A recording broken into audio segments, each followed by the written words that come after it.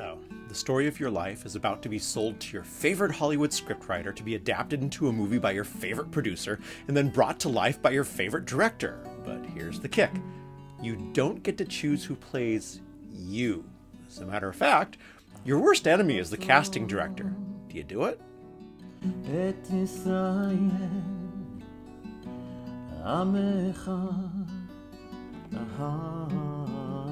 Shabbat Shalom. Welcome, Bruchim Habayim. I'm Rabbi Paul, your virtual rabbi. You have found Beit Virtuali, and let's stir up a little Torah together. Now, acknowledging that some of us would flat out never want to see our life story in public, regardless of how flattering a version I could get my favorite screenwriter to write, it is at least an interesting exercise to imagine which would be more important to our decision, the story or the portrayal. I mean, there's always a chance that my worst enemy casting director would end up casting Tom Hanks for me, who I actually looked like for 1 year starting on my 16th birthday. Something tells me, however, that I would end up with Tommy Wiseau, who would as well end up directing after Spike Lee threw up his hands in disgust. Hi. Can I help you? Yeah, can I have a dozen red roses, please? Oh, hi, Johnny. I didn't know it was you. Here you go. That's me. How much is it? It'll be $18. Here you go. Keep the change.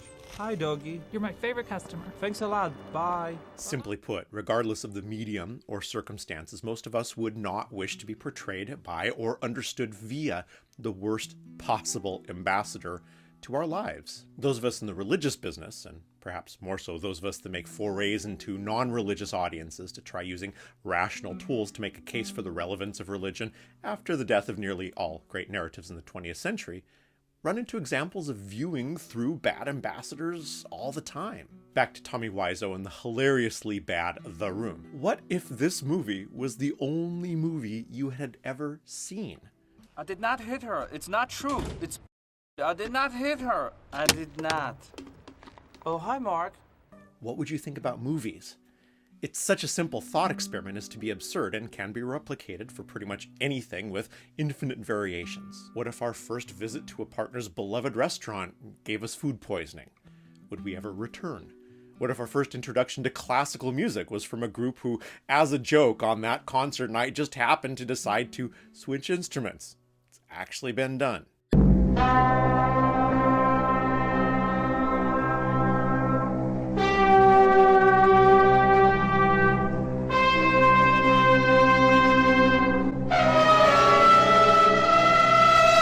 Not only would the joke be lost on us, the joke would then become our only gauge to the entire genre of art. Or we might also have a new Karl-Heinz Stockhausen piece. Obviously, not every mal-introduction is going to bring about a lifelong aversion. My first experience of pasta and red sauce was Chef Boyardee, and I still make a mean homemade marinara from tomatoes and herbs from my garden. The worst ambassador becoming our sole link will depend on age of the experience, who is with us in the moment as a guide through that experience, how often we are exposed to the new in our life in general, and our willingness not to make assumptions based on a single bad experience. Add to this our various predilections. If I cannot sit still for 5 minutes, let alone 2 hours, the best guide in the world, letting me in on the humor of the bad rendition of Also sprach Zarathustra, will do little to help me get over my desire or need to be constantly mobile. So be it. But there is often a little choice here. If we don't want to like something, a bad experience will be the only excuse we need to avoid the thing we know we hate anyway. Back to Torah. Let's try a little test.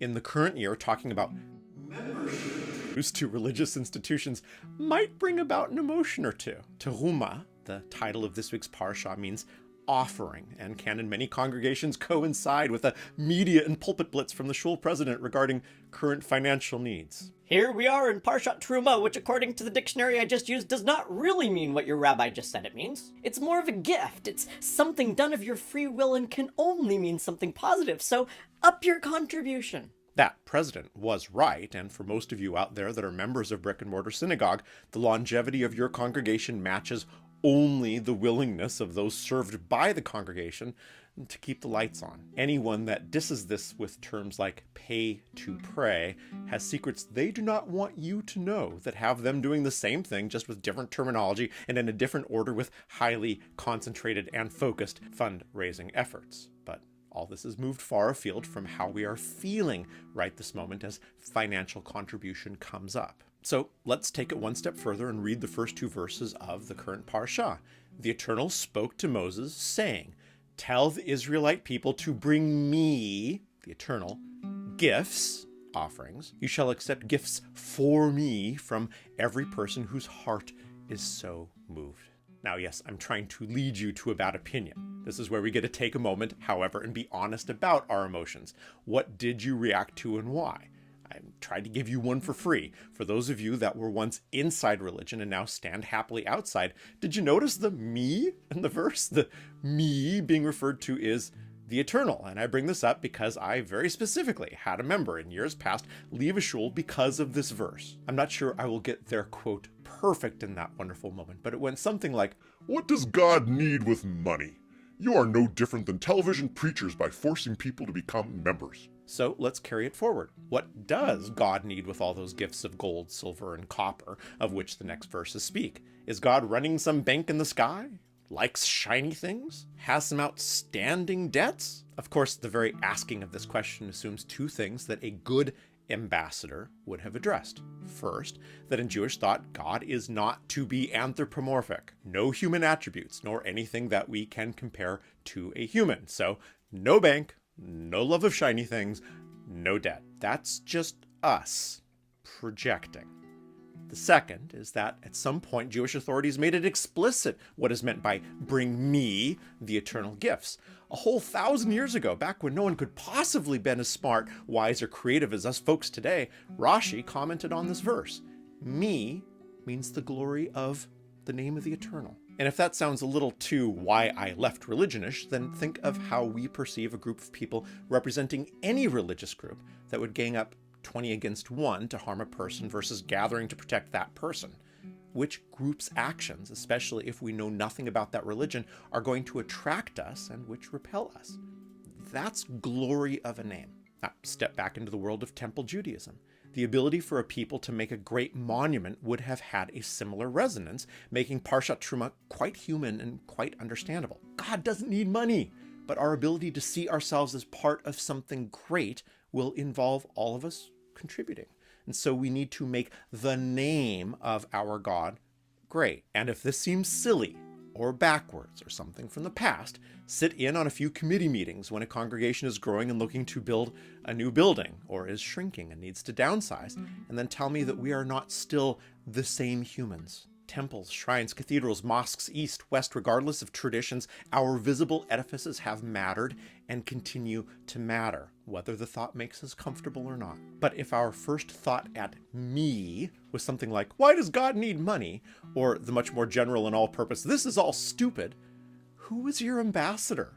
Why have they been allowed to remain your ambassador? At some point, there's a deliberate choice to see only the worst version of something. Admitted, we do have such psychological and neurological hurdles to overcome, such as confirmation bias. But at what point, when we utter, "The Torah is stupid because there's a talking snake," do we finally look in the mirror and ask if we might be the problem? I'm looking at you, Richard Dawkins. Do we really believe that the writers and editors of sacred books filled with symbolic and poetic language were writing about a literal talking snake? Do snakes exist anywhere else as symbols in human art and literature? So it's only Abrahamic religious traditions that do not get the literary benefit of the doubt? There is such a sad truth behind this.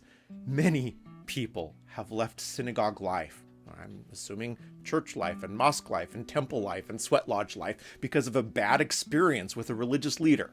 In our tradition, a rabbi, a cantor, a gabbai, a Hebrew school teacher, or some other community leader, yet without discounting the potential trauma of our experience, is the rabbi who didn't have time for our unique needs, or the religious school teacher who told us to be quiet when we asked if Methuselah actually lived 969 years, the whole of Judaism themselves? Was it the sages of the Talmud telling us our questions were unwelcome? The blessings in the Siddur, the sacred music of the Chagim, the ecstatic vision caused inside Kabbalistic meditation, the intellectual revivification through challenging ourselves with the passage in Midrash? Last time I checked, all 63 volumes of the Talmud, for example, were filled with questions, making asking questions kind of okay, if not kind of Judaism itself.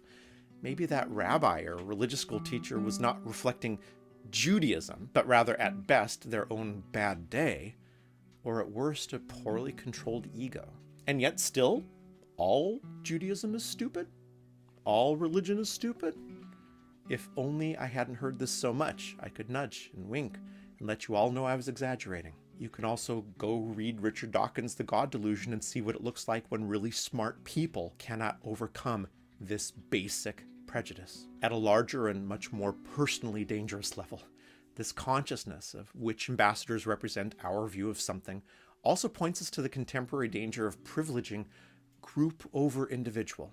We are humans. We are wired to other, which leads most spiritual paths to include an expansion of our natural limited compassion. The stranger in your midst you shall love as yourself because you were once strangers in Egypt, in addition to defining a pathway to redemption. If individual achievement and activity get ideologically blurred behind groups, then we will only see the worst ambassadors in their group, while the worst ambassadors in our group can neither be seen nor acknowledged.